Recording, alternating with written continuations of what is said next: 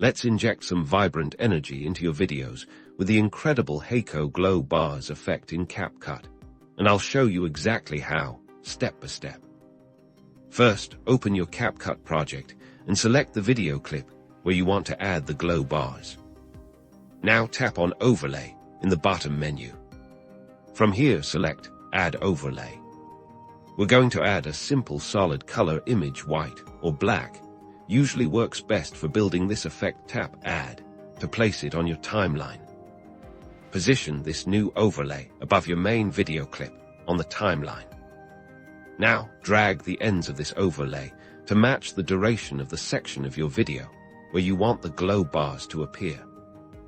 With the overlay selected, tap on Edit. At the bottom, we'll start by scaling it down to create the bar shape. Pinch with 2 fingers to resize it horizontally, making it much thinner than it is wide. Next, use the rotation tool to angle your bar. A slight diagonal angle often looks great, but feel free to experiment with different tilts. Now for the magic, tap on Blend.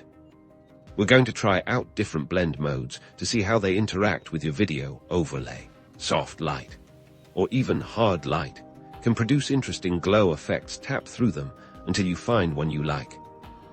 To enhance the glow, select Adjust. Here, you can play with the brightness and contrast. Sliders increasing brightness and slightly adjusting contrast will help your bar pop and emit that glowing look. Don't be afraid to push these a little to achieve the desired intensity. Now duplicate this glow bar overlay. Tap on the glow bar, then select Copy. You can now reposition and rerotate these duplicated bars to create multiple glowing lines, filling your scene with dynamic light. Adjust their lengths, angles, and even their blend modes individually for a truly unique design.